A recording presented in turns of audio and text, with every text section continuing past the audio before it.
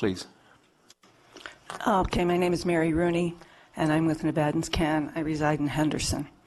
How many people here, if they had a problem with their computer, would hire a computer consultant who would insist that he or she would not take into account any advances in computer technology that happened after the 1980s?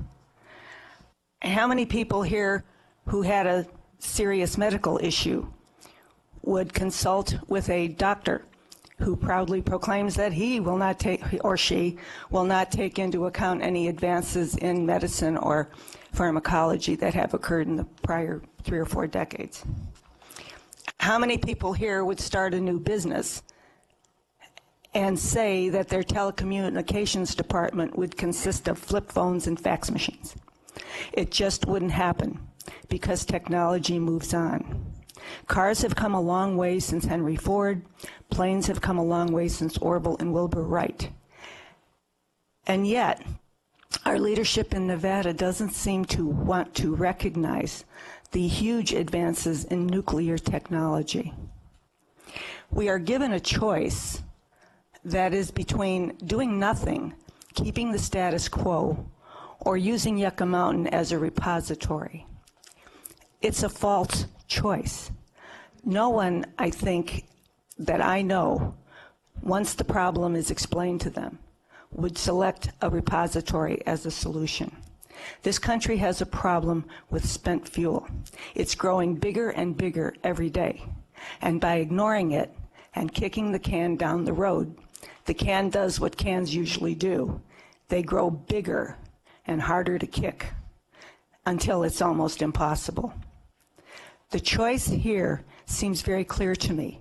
We can reprocess, recycle the spent fuel rods.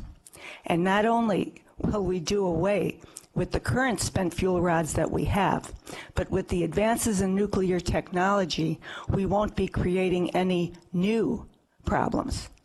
So we will take care of the current problem we have stored all over the country today, and we will not be producing any more.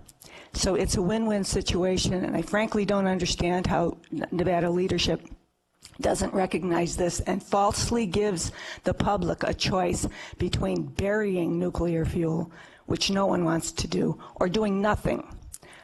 And I also wish to make a point that I take severe umbrage with our leadership using our tax dollars, my tax dollars, to file bogus lawsuits to just postpone the problem.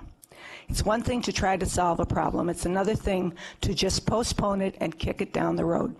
And frankly, I think it's time that Nevada took the leadership in the country and becomes a nuclear beacon for the rest of the world.